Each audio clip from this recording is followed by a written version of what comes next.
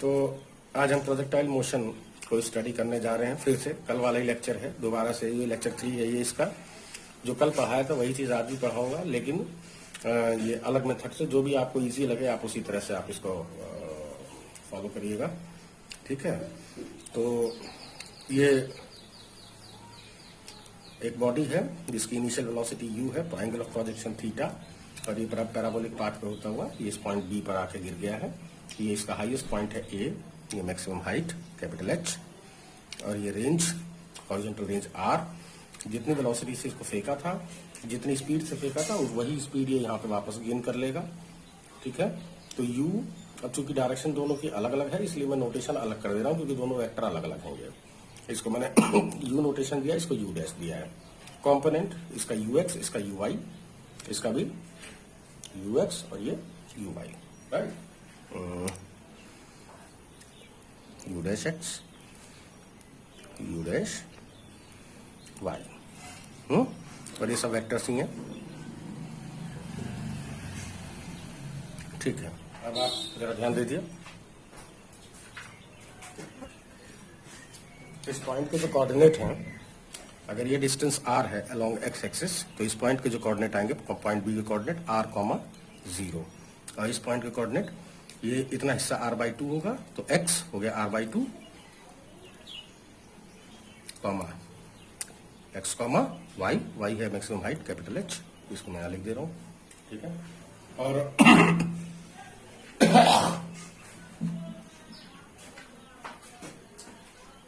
किसी भी तरह का मैं इसके अंदर कोई वो नहीं करूंगा बात कि g की वैल्यू डाउनवर्ड है तो इसका हॉरिजॉन्टल जो डायरेक्शन है वो इधर होगा, मतलब हॉरिजॉन्टली इसका कोई कंपोनेंट एक्टिव नहीं है, ठीक है। इस वजह से इसके हॉरिजॉन्टल कंपोनेंट सारे इक्वल होंगे। इस समय कोई बकवास नहीं करनी है यहाँ पर। हम सारा का सारा जो केस है वो वेक्टर के हाथ में छोड़ देंगे, वेक्टर को जैसा अच्छा लगेगा वो वैसा करेगा, ठीक है।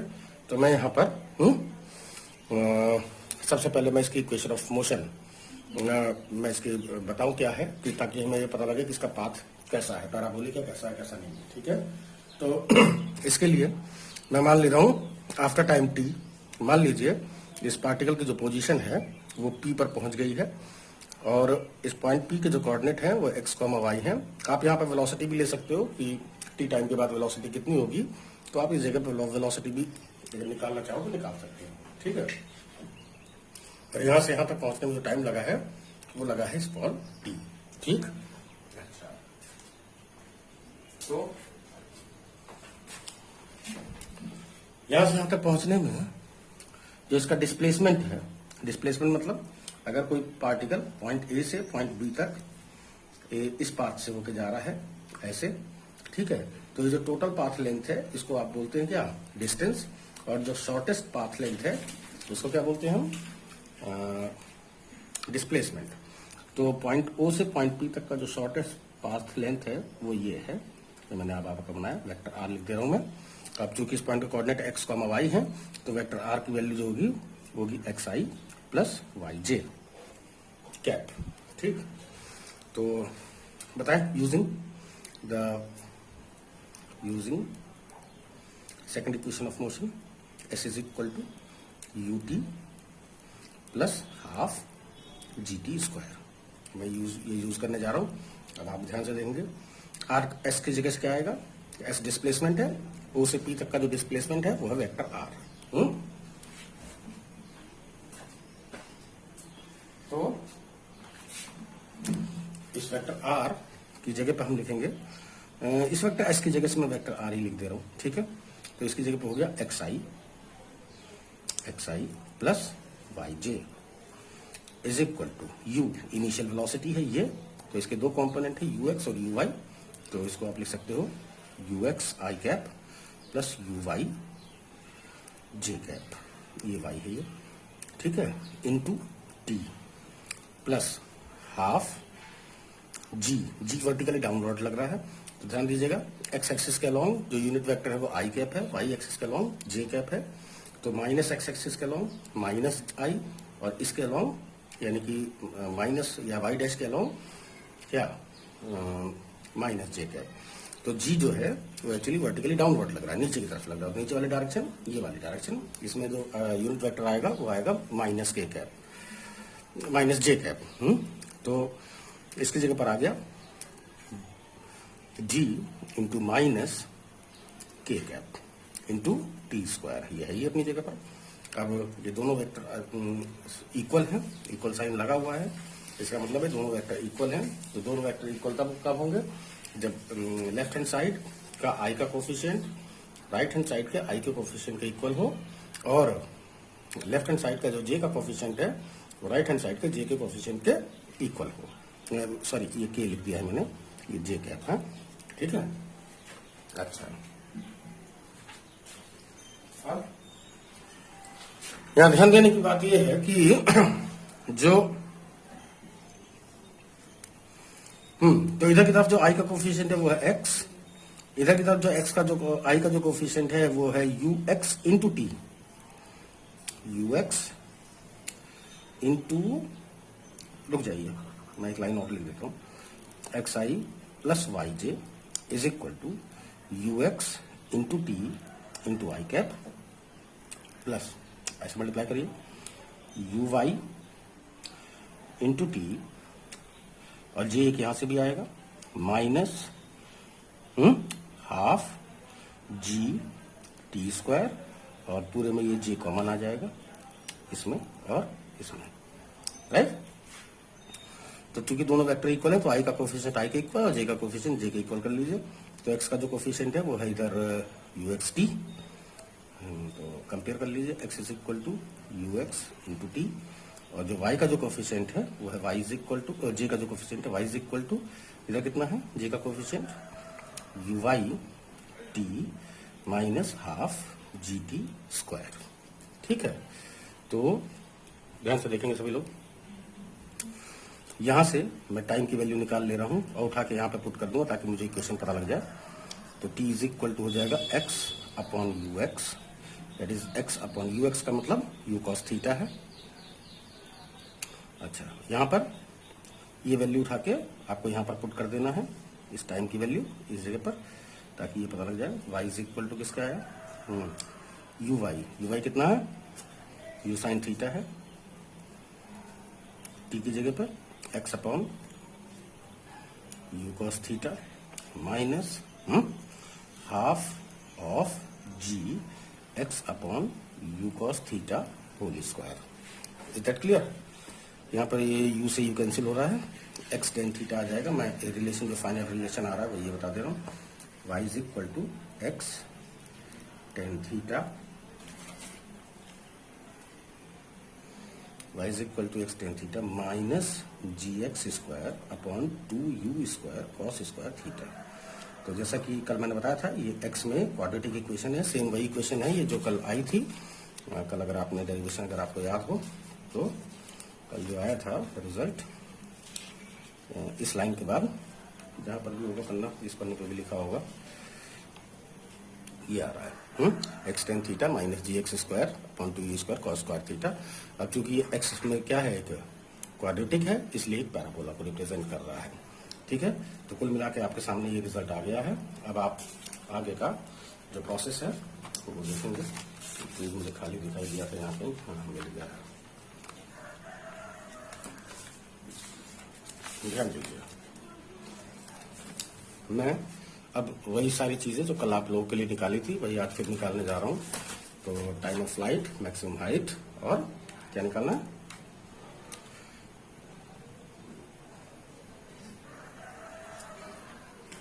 और मैक्सिमम रेंज।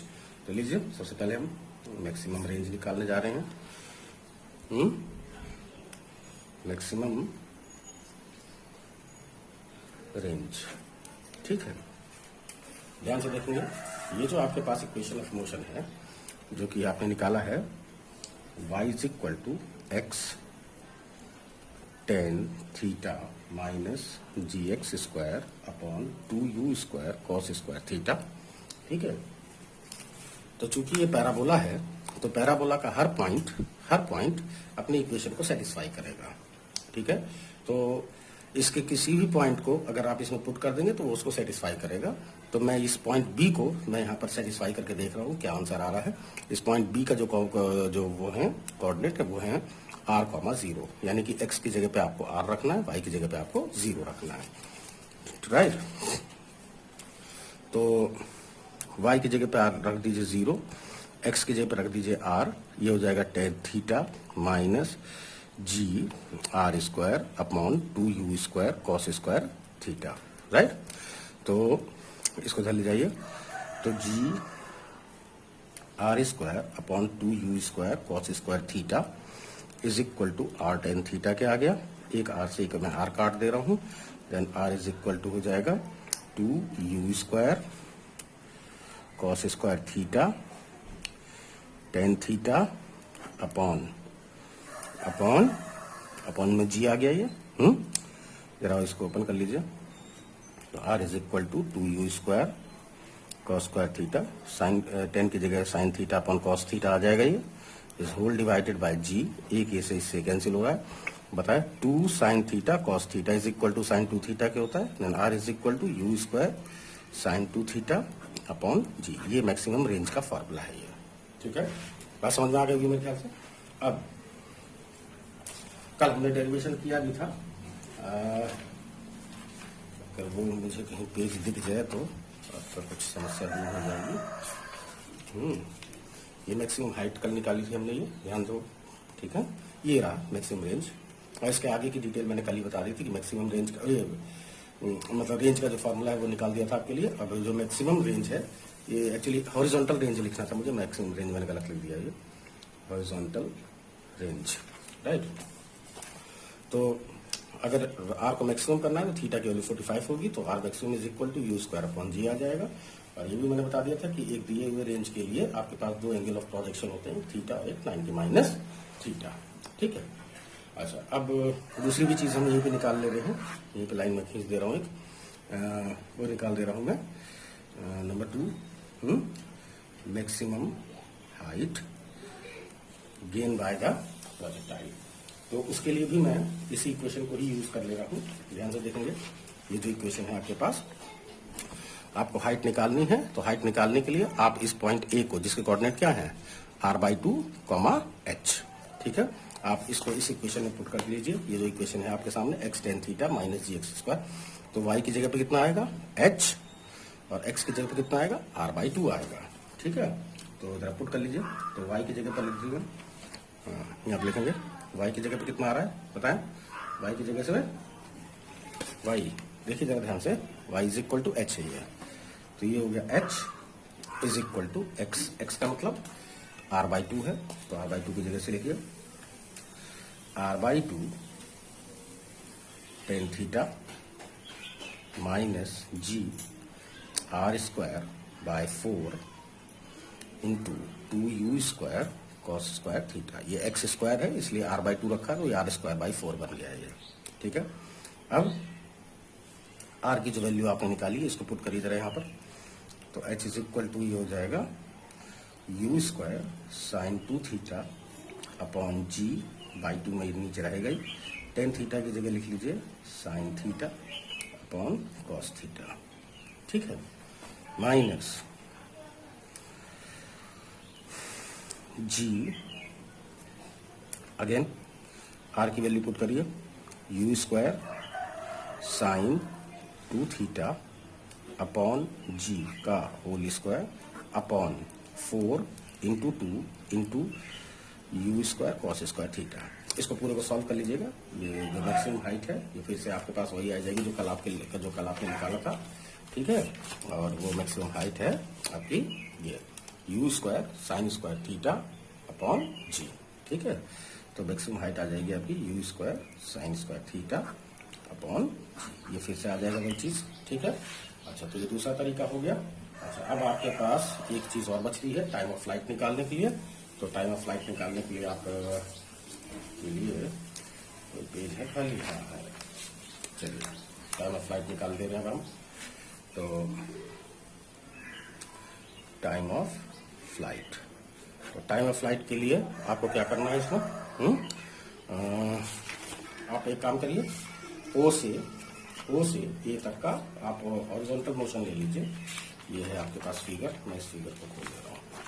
ये ओ से ए तक के लिए, ओ से बी तक के लिए आप क्या ले लीजिए, हॉरिजॉन्टल मोशन ले लीजिए, और जो हॉरिजॉन्टल मोशन है उसमें जितना भी टाइम आपका लग रहा है तो वो आपका टाइम ऑफ फ्लाइट आपको बता देगा। या फिर आप ओ से ए तक के लिए टाइम निकाल लीजिए और उसका जस्ट डबल कर लीजिए, ठीक है।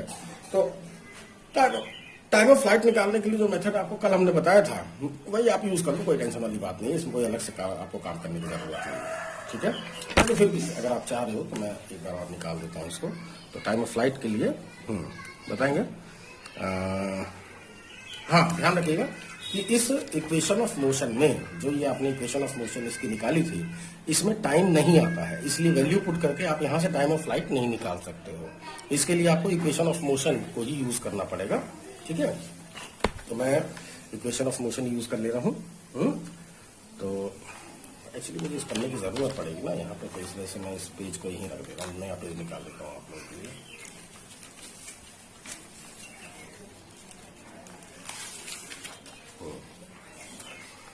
ध्यान दीजिएगा जरा सभी। तो ये हम यहाँ से यहाँ तक के लिए ओ से बी तक के लिए हम हॉरिजॉन्टल मोशन कंसीडर कर ले रहे हैं। तो हॉरिजॉन्टल मोशन के लिए जो हॉरिजॉन्टल रेंज है, यहाँ से यहाँ तक जाने में कितना टाइम लगेगा, टाइम पीरियड जो भी होगा वो कैसा होगा बताएं, या इक्वेशन ऑफ मोशन से निकालना चाह रहे हो? लेकिन इक्वेशन ऑफ मोशन से मत निकालो आप,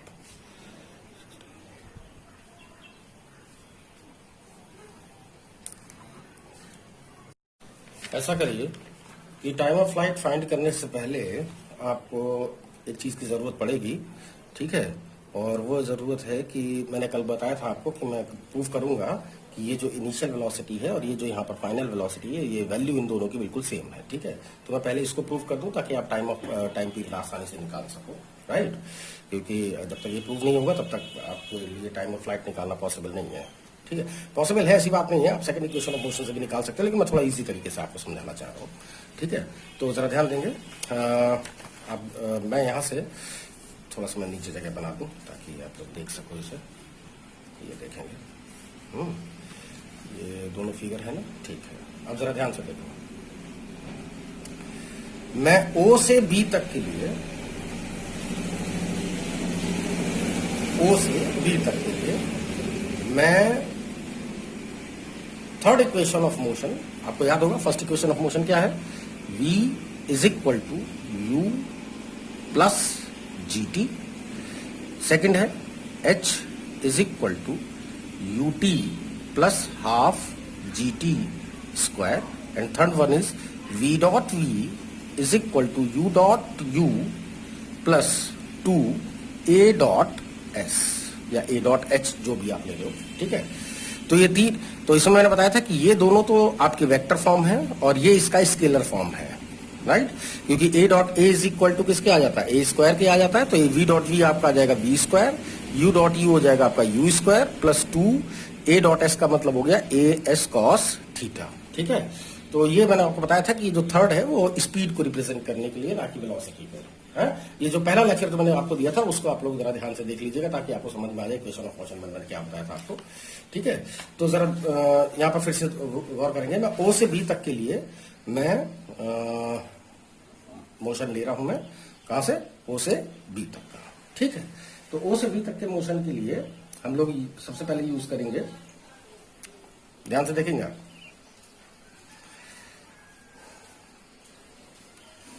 u is equal to v, देखिए यहां पे फाइनल वेलोसिटी है u, तो मैंने यहां पर इसकी जो फाइनल वेलोसिटी है वो क्या लिख दिया था, u डैश लिख दिया था, ताकि मैं ये बता सकूं कि ये और ये दोनों अलग अलग है। एक्चुअली डायरेक्शन अलग अलग है ना, और मुझे यहाँ पर सिर्फ वैल्यू की फिलहाल जरूरत है, एंगल थीटा तो हम देख ही लेंगे अपने आप, ठीक है। तो जरा ध्यान से देखेंगे अभी आप लोग, फिगर पूरा दिख रहा है, हाँ ठीक है। तो देख रहे हैं, तो v यहां पर फाइनल वेलोसिटी o से b तक के लिए फाइनल वेलोसिटी यहां पर है, इनिशियल वेलोसिटी यहां पर है। तो final velocity that is u dash dot, ये थर्ड इक्वेशन ऑफ मोशन पर ध्यान दीजिए, dot u dash is equal to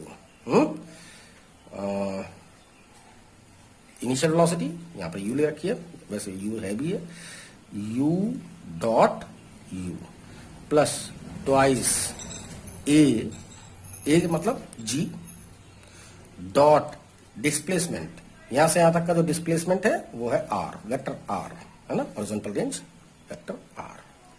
ठीक, तो मैं इसको लिख सकता हूं u square u dash square is equal to u square plus 2g r cos a dot b is equal to A B cos theta क्या होता है, g r cos थीटा। थीटा की वैल्यू कितनी है बेटा, जरा ध्यान से देखेंगे, g वर्टिकली डाउनवर्ड लग रहा है और डिस्प्लेसमेंट ऐसे हुआ है, तो दोनों के बीच का एंगल कितना आ रहा है 90। ध्यान से देखिए, डिस्प्लेसमेंट ऐसे हुआ है और g की जो डायरेक्शन है वो वर्टिकली डाउनवर्ड है, तो दोनों के बीच का एंगल कितना आएगा 90। तो ये हो गया cos 90। तो ये वैल्यू कितनी हो गई 0, cos 90 वैल्यू 0 है, तो इसका मतलब ये हो गया कि u dash square is equal to U square, that is u dash is equal to u। मैं यही इतनी देर से कह रहा था कि जो जितनी वेलोसिटी यहां पर है, जितनी स्पीड यहां पर है, उतनी ही स्पीड ये यहां पे वापस गेन भी कर लेगा। बात समझ में आ गई। अच्छा, रही बात थीटा की, तो थीटा के लिए मैं ये बात बताना चाहूंगा आपको कि जैसा ये पैराबोला है ये, ठीक है, तो पैराबोला की एक्सिस के परपेंडिकुलर जो भी कॉर्ड है, अगर आप ये टेंजेंट लाइन ड्रॉ करेंगे तो वो ये एंगल सेम ही बताएगा वो आपको। ये मतलब मैथमेटिकल थ्योरम है, ये आप लोग जब मैथमेटिक्स पढ़ेंगे तो उसमें आपको पता लग जाएगा ये चीज। ठीक है, तो इसका मतलब ये वैल्यू सेम, वैल्यू इन दोनों की सेम है और ये जो डायरेक्शन है थीटास वो इधर की तरफ है। ठीक है, आप जरा ध्यान देंगे, तो u cos थीटा मतलब ये थीटा भी आपका सेम रहेगा। तो u, इसके जो दो कंपोनेंट है u cos थीटा और ये u sin थीटा है। इसमें जो कंपोनेंट है u cos थीटा और u sin थीटा, लेकिन जो cos थीटा है वो दोनों ही इस तरह से है, इधर की तरफ इधर की तरफ, जबकि u sin थीटा जो है इसका ऊपर की तरफ है, इसका डाउनवर्ड है। तो ये पॉजिटिव है तो ये वाला नेगेटिव लेना पड़ेगा आपको। ठीक है, अब आप टाइम ऑफ फ्लाइट आराम से निकाल लो, कोई दिक्कत वाली बात नहीं है। ठीक है, तो टाइम ऑफ फ्लाइट के लिए मतलब ये बात प्रूव करनी जरूरी है कि जो दोनों जो स्पीड है वो बिल्कुल सेम रहेंगे। तो टाइम ऑफ फ्लाइट, तो जब टाइम ऑफ फ्लाइट निकालेंगे आप लोग तो आप लोग यूज कर लीजिए, ये फिगर आपको बार बार देखना पड़ेगा। ठीक है, तो मैं ओ से बी तक के लिए मैं मोशन कंसीडर कर रहा हूं, वर्टिकल और हॉरिजॉन्टल कोई मोशन नहीं है, बस आपको मोशन लेना है। ओ से बी तक का मैं मोशन कंसीडर कर रहा हूं। ठीक है, तो ओ से बी तक के मोशन के लिए जो फॉर्मूला यूज करूंगा वो यूज कर रहा हूं। फर्स्ट इक्वेशन ऑफ मोशन में टाइम आ जाता है, then v is equal to vector v is equal to u plus G T. ठीक है, आप इसको यूज करेंगे तो बताएं फाइनल वेलोसिटी यहां पर कितनी थी बेटा, ये थी u डैश, राइट ना, स्पीड बल्कि ये तो हाँ वेलोसिटी है। ठीक है, तो u कितना हुआ dash is equal to u plus G T, right ना, ध्यान से देखेंगे जरा। ठीक है, तो ये हो गया final u dash, initial u, ये देखिए वही लिखा हुआ है, g है ही है। अब इसके वेक्टर फॉर्म लिख लीजिए। u डैश का मतलब क्या है देखेंगे जरा, u डैश का मतलब ये रहा, u डैश ux डैश और ये हो जाएगा uy डैश, राइट। तो ux dash is equal to है u cos थीटा, इसको तो बाद में लिख लेंगे हम लोग, u dash x i cap plus u dash y j cap is equal to ये कितना आ जाएगा u x i plus u y j plus g की जगह से आ जाएगा, g वर्टिकली डाउनवर्ड लग रहा है ऐसे नीचे की तरफ, तो यहां पर जो क्या मतलब जो इसका जो यूनिट वेक्टर है वो माइनस जे कैप है, तो g माइनस जे कैप इनटू टाइम पीरियड मान लीजिए कैपिटल टी है, राइट, टाइम पीरियड नहीं जो भी आपका टाइम ऑफ फ्लाइट है कैपिटल टी है, उसे बी तक आने में कितना भी टाइम लग रहा है वो कैपिटल टी है वो।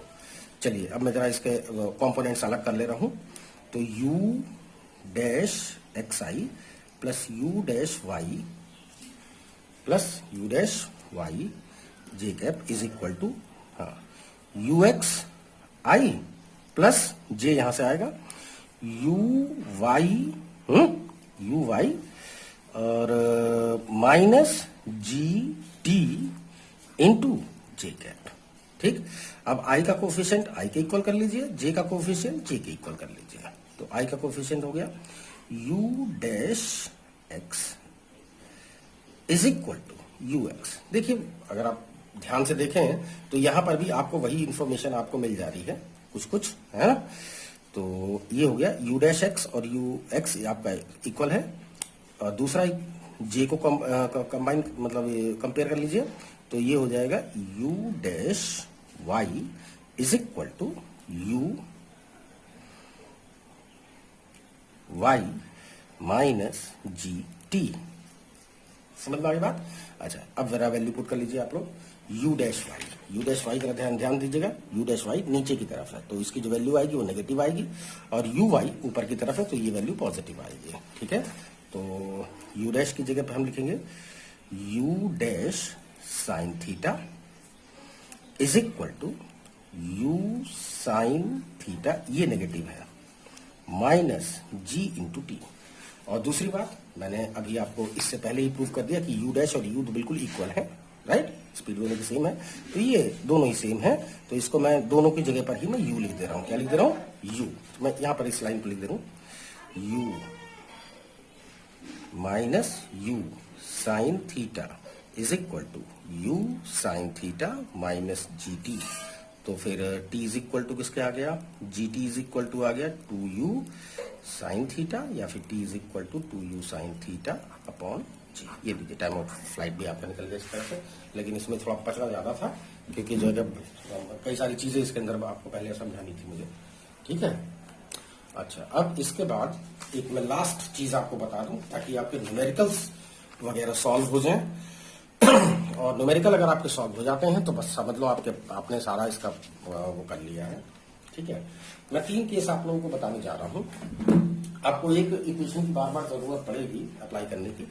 मान लीजिए आप ये किसी टावर पे बैठे हुए हो, आप है ना, इस टावर की हाइट है बेटा h। कितनी हाइट है? h। जिस पॉइंट से आप बॉडी को प्रोजेक्ट कर रहे हो, असल में x एक्सिस और y एक्सिस वही पॉइंट होता है, यानी कि ये पॉइंट जो है 0,0 ओरिजिन जो होगा वो यही होगा, यहीं से x एक्सिस और y एक्सिस ड्रॉ होंगे आपके। ठीक है, तो मैं ये 3 केस आप लोगों को बताने जा रहा हूं आपको। पहला, और एक केस मैं यहां पे बता रहा हूं, अगर फिगर पूरा आ रहा है ना, हाँ ठीक है, ये आपका h हाइट पर आपको ऐसे h हाइट पर, ठीक, और ये हो गया x एक्सिस, ये हो गया y एक्सिस। ठीक, और एक मैं और केस आपके सामने यही ले रहा हूं क्योंकि न्यूमेरिकल ज्यादातर इसी फॉर्म में आपके पास आएंगे। ये हो गया h, ये अलोंग x एक्सिस और ये y एक्सिस। ठीक, अच्छा अब 3 केस। पहला, मैं x एक्सिस से थीटा डिग्री के एंगल पे ऊपर की तरफ u वेलोसिटी से मैंने इस बॉडी को प्रोजेक्ट किया है और ये आके यहां पर गिर गया है कहीं। समझ में आ गई बात? ऐसे। ठीक, इसमें मैं हॉरिजॉन्टली u ऐसे फेंका है मैंने बॉल को, बिल्कुल हॉरिजॉन्टली, तो ये बॉल यहां पर आके ऐसे गिर गई है। समझ में आ गई बात? अच्छा, इसमें मैंने क्या करा है, मैंने थीटा डिग्री नीचे की तरफ ऐसे प्रोजेक्ट किया है, तो ये बॉल आपकी यहां पर आके गिर गई है। ठीक है, अब सब में अलग अलग चीजें हैं। इसका जो हॉरिजॉन्टल कंपोनेंट है और इसका जो वर्टिकल कंपोनेंट है वो बेटा ऐसा है u cos थीटा, और ये क्या है u sin थीटा। इसमें हॉरिजॉन्टल कंपोनेंट ही ओरिजिनल वेक्टर है, वर्टिकल कंपोनेंट आपका जिसको आप uy बोलते हो वो एग्जिस्ट नहीं कर रहा है। uy जो है आपका एग्जिस्ट नहीं कर रहा है, ये रहा uy, ये है आपका ux। इसके अंदर जो हॉरिजॉन्टल कंपोनेंट है वो बेटा ऐसे है, राइट, ध्यान से देखिएगा, ये वाला हॉरिजॉन्टल कंपोनेंट ये है ux, u cos थीटा, और ये वर्टिकल कंपोनेंट है आपका u sin थीटा। अब आपके सारे के सारे न्यूमेरिकल इसी पे ही, ज्यादातर जो कॉम्प्लिकेटेड प्रॉब्लम आती है वो इसी तरह से की जाती है। ठीक है, तो इसमें आप क्या इक्वेशन यूज करोगे जरा ध्यान से देखना। मैं सभी में फर्स्ट इक्वेशन और second equation of motion use करके दिखा रहा हूं आपको। h is equal to U T plus half a t square. तो ध्यान से देखेंगे, ये है आपका ओरिजिन। ठीक है, ओरिजिन से ऊपर के जो पॉइंट्स हैं वो पॉजिटिव, नीचे वाले नेगेटिव, इधर वाले पॉजिटिव, इधर वाले नेगेटिव, यही रूल है, ये सब आप पहले से जानते हो। ठीक है, तो मैं इक्वेशन यूज करने जा रहा हूं h is equal to U T plus half a t square plus half a t square या जी टी स्क्वायर ले लो, कोई दिक्कत नहीं है। अब इसमें क्या यूज होगा, इस वाले में, ठीक है। तो जरा ध्यान से देखना, एच इस पॉइंट से जब ये यहां तक मोशन जब खत्म हुआ तो जो इसका वर्टिकल डिस्प्लेसमेंट है यहां से यहां तक आने में, जरा ध्यान से देखेंगे, यहां पर वर्टिकल डिस्प्लेसमेंट इतना है, यहां इतना है, यहां इतना है, यहां इतना है, यहां इतना है, यहां इतना है, यहां इतना है, यहां इतना, यहां पे खत्म हो जाएगा। तो यहां से यहां तक आने में जो नेट वर्टिकल डिस्प्लेसमेंट है वो एच है, और एच एक्चुअली ओरिजिन से नीचे की तरफ है। तो एच, ये जो एच है वो माइनस में लिया जाएगा, ठीक है, इज इक्वल टू, हाँ ये वर्टिकल मोशन में कंसीडर कर रहा हूं, कैसा मोशन, वर्टिकल मोशन, ये ओ ये बी, ये ओ ये बी, ये ओ ये बी, तो ओ से बी तक मैं वर्टिकल मोशन कंसीडर कर रहा हूं। अच्छा, तो minus h is equal to u, तो इनिशियल वेलोसिटी का मतलब इनिशियल वर्टिकल वेलोसिटी, तो initial vertical velocity u y है ये, तो ये यहां पर कैसा है, ये अपवर्ड है, तो अपवर्ड का मतलब पॉजिटिव, राइट ना, यानी ऊपर की तरफ है ना, तो कैसा हुआ ये पॉजिटिव, तो u sine theta into t plus half g, g कैसा है, जी हमेशा डाउनवर्ड ही लगता है, नीचे की तरफ ही, तो जी नीचे की जो डायरेक्शन है वो नेगेटिवली जाएंगी, तो जी की जगह से आ जाएगा माइनस जी टी स्क्वायर, तो ओवरऑल ये आ जाएगा minus h is equal to u sine theta into t minus half G T square. ये आपको इस इक्वेशन से आपके सारी प्रॉब्लम सॉल्व होंगी।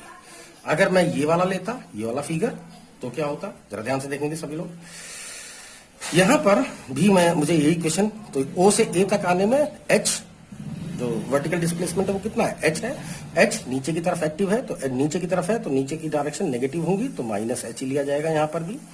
यू वाई ये इनिशियल वर्टिकल कंपोनेंट है, राइट, वर्टिकल मोशन ले रहा हूं ना, तो वर्टिकल कंपोनेंट ही मेरे काम के हैं, तो वर्टिकल मोशन के लिए कितना आया ये यू वाई एग्जिस्ट ही नहीं कर रहा है यहाँ पे, ध्यान से देखिए, ये जो वेक्टर है ये हॉरिजॉन्टल है, तो वर्टिकल कंपोनेंट एग्जिस्ट नहीं कर रहा है यहाँ पे, ठीक है, तो वर्टिकल कंपोनेंट एग्जिस्ट नहीं कर रहा है, तो ये हो गया 0 इंटू टी